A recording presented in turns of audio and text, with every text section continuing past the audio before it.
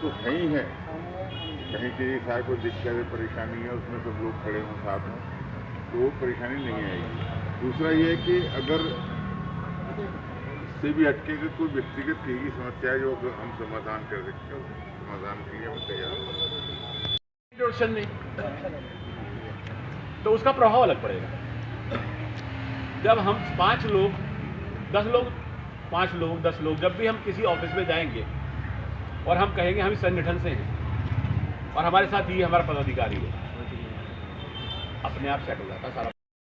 महासचिव की जिम्मेदारी आपको दी है श्री सोनू वर्मा जी, पूर्व में महासचिव थे और आपकी बार में उपाध्यक्ष की जिम्मेदारी मिली। तो मैं ये जरूर कहूँगा हर साल कुछ बदलाव होना जरूरी है। श्री हवलेश जी बहुत सीनियर पत्रकार हैं, आपको कोषाध्यक्ष की जिम्मेदारी मिली है, और श्री धर्मेंद्र कुमार सिंह जी उपाध्यक्ष, श्री शहजाद सिद्दीकी जी संगठन मंत्री, हमारे बीच में राजू भाई बैठे हैं, बहुत सीनियर हैं, उपाध्यक्ष, पूर्व में भी उपाध्यक्ष थे और अभी भी उपाध्यक्ष हैं।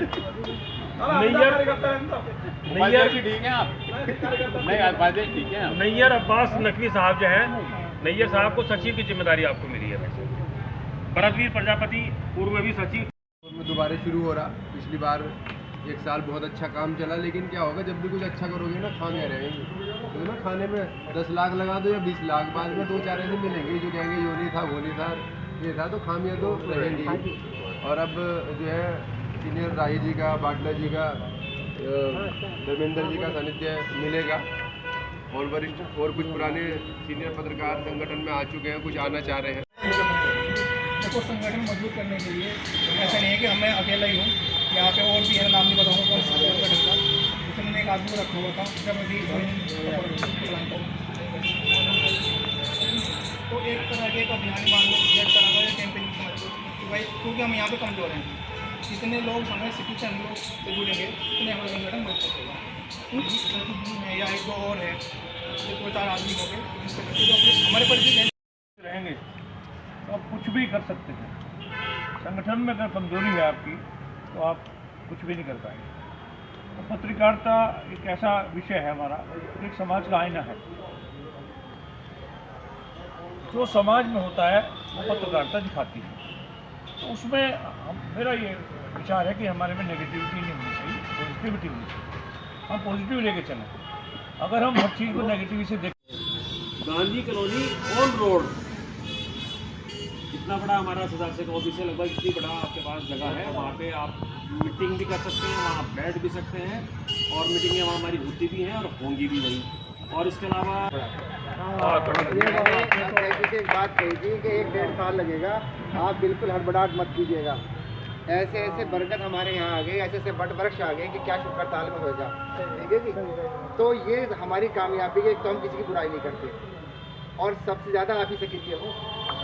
तो सबसे पहले तो मैं आपको कुछ चीज़ें बता दूं कि जो है जो नई कार्यकारिणी है उसमें से हमारे दो संरक्षक हैं, हमारे कार्यकारिणी के 2 संरक्षक हैं, वो हमारे साथ मौजूद हैं, हमारे साथ हैं।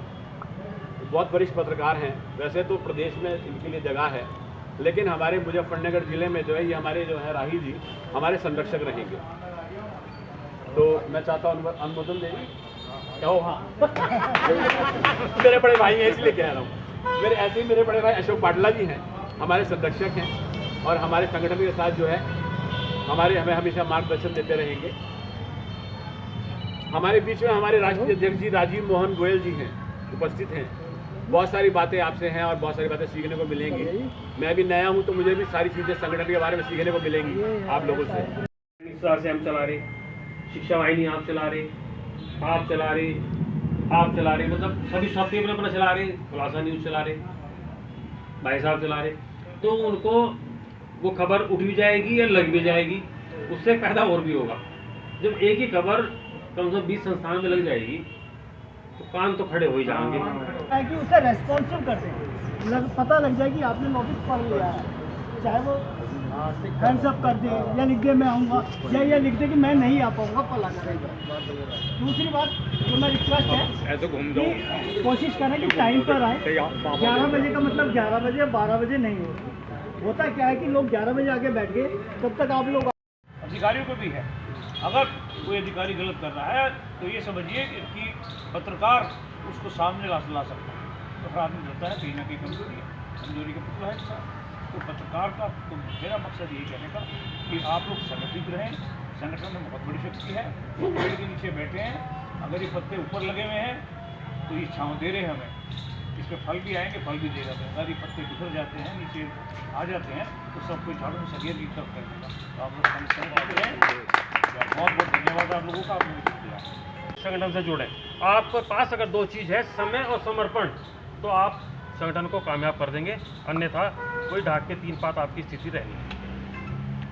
रही बात, अगर हम लकीर के फकीर बनेंगे तो भी हम कुछ नहीं कर पाएंगे, जो दिखेगा वो बिकेगा। उसके लिए पिछले गत वर्ष काजी जी के निर्देशानुसार हमने वृक्षारोपण का अभियान चलाया था।